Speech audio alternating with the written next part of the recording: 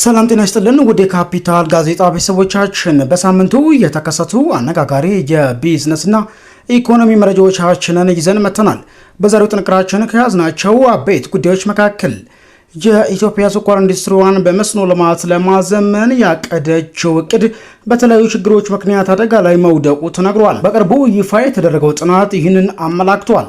በሌላ መረጃችን የቀድሞ የሜቴክ አመራሮች ላደረሱት ከፍተኛ ኪሳራም በፍትህ ሚኒስቴር ምርመራ እንዲደረግባቸው ተጠይቋል። እንዲሁም ሰሞነኛው የሕክምና ባለሙያዎች የስራ ማቆም አድማ ጋር በተያያዘም ኢሰማኮ አዲስ ያወጣው ሪፖርትን ጨምሮ ሌሎች በርካታ መረጃዎቻችንን ይዘናል። ለቻናላችን አዲስ ከሆኑ ሰብስክራይብ ያድርጉ እያልን ወደ ቀዳሚው ጥንቅራችን አመራን። አብራችን ሁኑም። ኢትዮጵያ ስኳር ኢንዱስትሪዋን በመስኖ ልማት ለማዘመን ያቀደችው እቅድ በተለያዩ ችግሮች ምክንያት አደጋ ላይ መውደቁ ተነገረም። የስኳር ኢንዱስትሪውን ያናጋው የመስኖ ቀውስ ኢትዮጵያ በራሷ ምርት ራሷን ለመቻልና ስኳር ወደ ውጭ የመላክ ምኞቷን በመስኖ ልማት ውስጥ ባሉ ከባድ ችግሮች ምክንያት አደጋ ላይ መውደቁን በቅርቡ ይፋ የተደረገው ጥናት አመላክቷል። ይህን ተከትሎም የስኳር ፋብሪካዎች በመሰረታዊ የንድፍ ጉድለቶች፣ በገንዘብ እጥረት፣ በውስጣዊ ድክመቶችና በማህበረሰብ ተቃውሞዎች እየተቸገሩ መሆኑ ተጠቁሟል።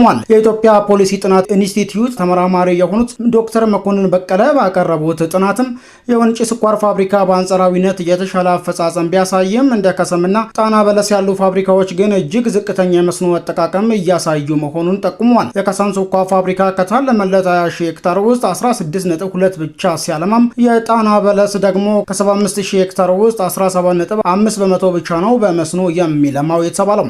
ይህ ደግሞ አብዛኛው አካባቢው ማህበረሰቦች ጋር በሚፈጠሩ ግጭቶች የተነሳ እንደሆነም ተጠቁሟል። ጥናቱ እንደሚያሳየው በትላልቅ የመስኖ ፕሮጀክቶች ላይ ወጪ እስከ 78% አድጓል። ይህ ደግሞ ከግንባታ ወቅት ከሚከሰቱ የዲዛይን ለውጦች ጋር የተያያዘ መሆኑም ተነግሯል። በተጨማሪም ቀልጣፋ ናቸው ተብለው የተገመቱ ትናንሽ የመስኖ ስርዓቶች እንኳን በደካማ ዲዛይንና ተገቢ ባልሆነ ቦታ ምርጫ ምክንያት እየፈረሱ መሆኑ ነው የተነገረው። ወደ ቀጣይ መረጃችን አቀናን።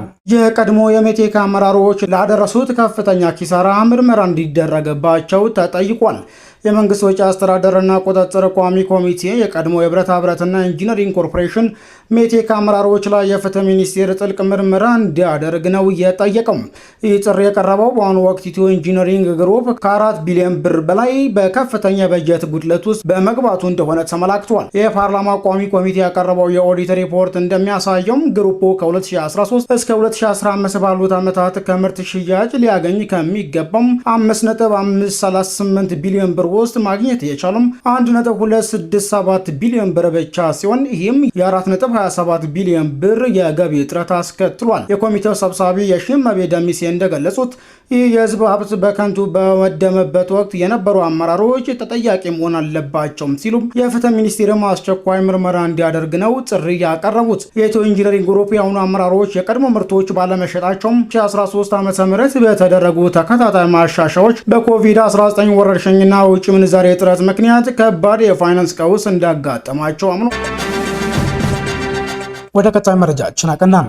ኢሰማኮ በሕክምና ተቋማት የስራ ማቆም አድማና በሚወሰዱ እርምጃዎች የሰብአዊ መብት ጥሰት እንዳይከሰት በጥብቅ አሳሰበም። የኢትዮጵያ ሰብአዊ መብቶች ኮሚሽን ኢሰማኮ ከግንቦት 5 ቀን 2017 ዓ.ም ጀምሮ በተለያዩ የሀገሪቱ ክፍሎች በሕክምና ባለሙያዎች እየተካሄዱ ያለውን የስራ ማቆም አድማና ተከትሎ የመጡ የመንግስት እርምጃዎች የሰብአዊ መብት ጥሰቶች እንዳይከሰቱ አሳሰበም። ኢሰማኮ አፋጣኝ መፍትሄ እንዲሰጥበትም ጥሪ አቅርበዋል። ከአዲስ አበባ በተጨማሪም ከአጋሮ፣ አርባ ምንጭ፣ ባህር ዳር፣ ፊቼ፣ ጎባ፣ ሐዋሳ እንዲሁም ጅማ ከተሞች አሰባሰብኩት ባለው መረጃ መሰረት የሕክምና ባለሙያዎች የደሞዝ ጥቅማ ጥቅሞች፣ የሙያ እድገትና ምቹ የስራ ሁኔታዎችን ጨምሮ የ12 ነጥብ ጥያቄዎች ሚያዝያ 3 ቀን 2017 ዓ.ም ለጤና ሚኒስቴር አቅርበው ምላሽ ባለማግኘታቸው የስራ ማቆም አድማ ማድረጋቸውን የሰብአዊ መብት ተሟጋቹ አሳውቋል። በዚህ ምክንያት በአዲስ አበባ በሚገኙም የጥቁር አንበሳ፣ ቅዱስ ጳውሎስ፣ ቅዱስ ጴጥሮስ እንዲሁም ዳግማዊ ምኒልክ ሆስፒታሎች ክትትል ያደረገው ኢሰማኮ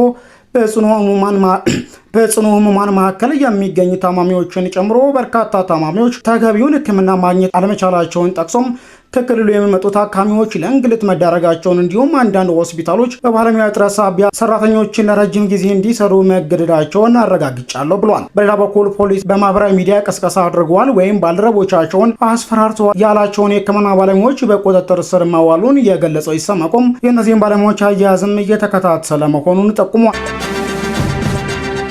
ወደ መጨረሻው መረጃችን አቀናን። ከ440 ሚሊዮን ዶላር በላይ በሆነ ወጪ ለሚገነባው የኤሌክትሪክ ኃይል ዋና መስሪያ ቤት ህንፃ ግንባታም ዓለም አቀፍ ጨረታ መውጣቱ ተሰምቷል። የኢትዮጵያ ኤሌክትሪክ ኃይል በአዲስ አበባ ሜክሲኮ አካባቢ ለሚያስገነባው ባለ 62 ፎቅ ዋና መስሪያ ቤት ህንፃ ግንባታም ዓለም አቀፍ የቅድመ ማጣሪያ ጨረታ ማውጣቱን አሳውቋል። ይህ ግዙፍ ህንፃ በ445 ሚሊዮን የአሜሪካን ዶላር የሚገመት ኢንቨስትመንት የሚካሄድበት ሲሆን ተቋሙ በንግድ ግንባታ ዘርፍ ልዩ ሙያ ያላቸው ዓለም አቀፍ ተጫራች ድርጅቶች ለጨረታው እንዲወዳደሩ ጋብዟል። በአዲስ አበባው የፋይናንስ ማዕከል በ20792 ካሬ ሜትር ቦታ ላይ የሚገነባው ይህ ግዙፍ ህንፃም በኢንጂነሪንግ ግዢና ኮንስትራክሽን የውል አይነት የሚከናወን ሲሆን ሲጠናቀቅም 197800 ካሬ ሜትር የሆነ አጠቃላይ የወለል ስፋት እንዲሁም 327.5 ሜትር ከፍታ እንደሚኖረውና በ4 ዓመታት ውስጥ ለማጠናቀቅ እቅድ መያዙ ተሰምቷል። ተቋሙ ይህን ፕሮጀክት ለመንደፍና ለመገንባት የሚያስፈልገውን የቅድመ ማጣሪያ ማመልከቻም በዓለም አቀፍ ደረጃ በመጋበዙ ተቋራጮች በፋይናንስና በቴክኒክ አቅማቸው የተወሰኑ መስፈርቶችን እንዲያሟላ ጠይቋል። ሚሊዮን የአሜሪካን ዶላር ዓመታዊ ገቢ ማቅረብ ይጠበቅባቸዋል። ከቴክኒክ አንጻር ደግሞ ቢያንስ ለ10 ዓመታት በግንባታ ላይ ልምድ ያላቸውና እያንዳንዳቸው ቢያንስ 370 ሚሊዮን የአሜሪካን ዶላር ዋጋ ያላቸው ተመሳሳይ ፕሮጀክቶችን በተሳካ ሁኔታም ያጠናቀቁ መሆን እንዳለባቸው ጠቁሟል። የተከበራችሁ የካፒታል የዩቲዩብ ቻናል ተከታታይ ቤተሰቦቻችን በሳምንታዊ ጋዜጣችን የወጡና የመረጥናቸውን መረጃዎቻችን የሰማችሁትን ይመስል ነበር። ሙሉ የጋዜጣችን ዘገባዎች በድረገጻችን ያገኙታል። በሌላ መረጃ ዳግም እስክንገናኝ በያላችሁበት ደህና ቆዩ።